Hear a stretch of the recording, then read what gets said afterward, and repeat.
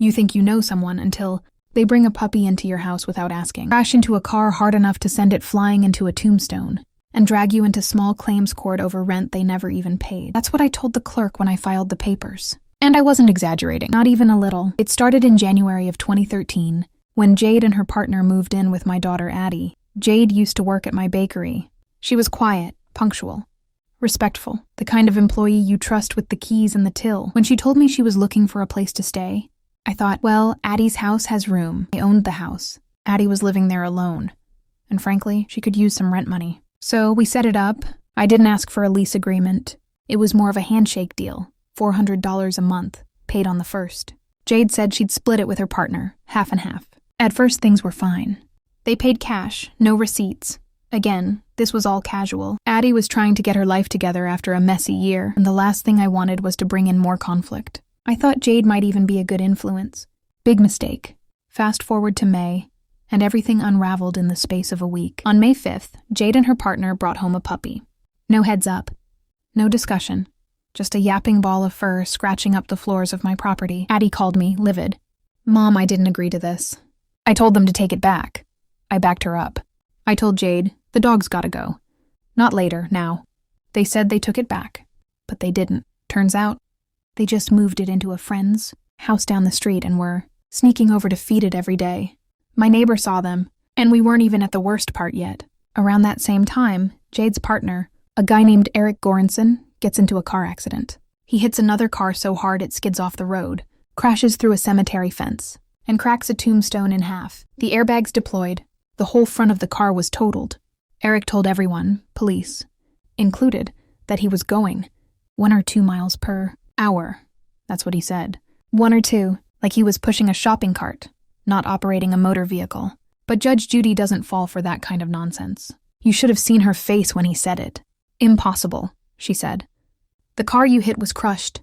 Airbags don't deploy at 2 miles per hour. Then he tried to blame the light, said it turned yellow, and he was already in the intersection, so he thought he'd make the turn.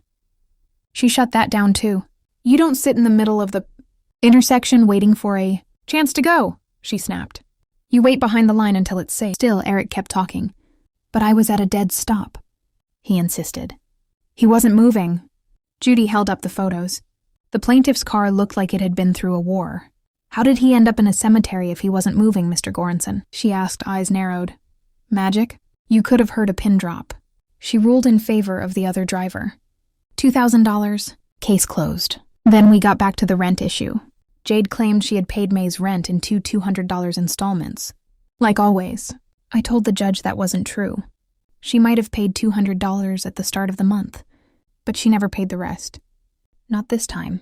I was supposed to collect the second half that weekend. The same weekend, the puppy drama exploded and they moved out. Addie tried to explain that the original arrangement was $400 due on the first, but later, because Jade was in school or whatever. We agreed to split it into 2 payments. Judge Judy didn't care. Whatever, she said, waving her hand. Bottom line is, did they pay for the time they were living there? No, I told her. They moved out on the 13th and still owed $200. Jade's partner jumped in again. We asked for receipts. She never gave us receipts. Judge Judy turned to me. Did you give them receipts? Never, I said, because they never asked. And besides, Jade took the original lease agreement when she left. She also took the rent receipts. At that point, Judge Judy just laughed. Let me get this straight, she said. You're telling me she took the receipts and the lease agreement? Yes, I said. She took the proof that you owed her rent? I nodded. Exactly. She laughed again. Well, then why are we even here? Addie jumped in, clearly frustrated. They brought a dog into the house without permission. That voids the agreement. No, Judge Judy said. It doesn't void anything. They moved the dog out when you told them to, right? Yes. Then there's no damage. And you're not owed anything. That's when she brought up the attitude problem. Said Addie had one. Said that's why she got arrested last year. Domestic violence. I tried to explain it wasn't like that. The charge was overturned on appeal. It wasn't domestic violence. It was battery. A misdemeanor. Addie paid a fine and moved on. Judy didn't buy it. Did you pay a fine out of the goodness of your heart? She asked. No, Addie admitted. It was part of the plea deal. Then that's the disposition, Judy said. You were convicted. And that was that. She ruled that Jade and her partner did not owe Geese any more rent. She said she believed they paid the $200 at the beginning of the month and moved out halfway through, which balanced out. Said the puppy wasn't a real issue because it was removed quickly. She dismissed everything else.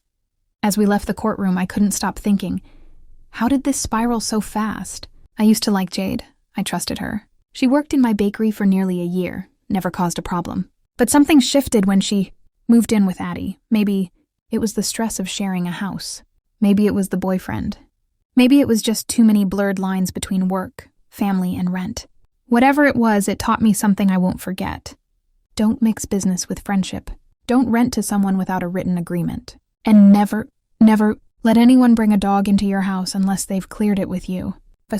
People show you who they are when things go wrong. That's what Judge Judy said with her eyes, if not her mouth. And believe me, when it came to Jade and Eric, things went very, very wrong. The rent, the wreck, the puppy, all of it led us to that courtroom. And by the end of it, I walked away with no money, no justice, and a lot less faith in people. But at least the puppy's cute. I saw it on Facebook last month. Guess it all worked out for someone.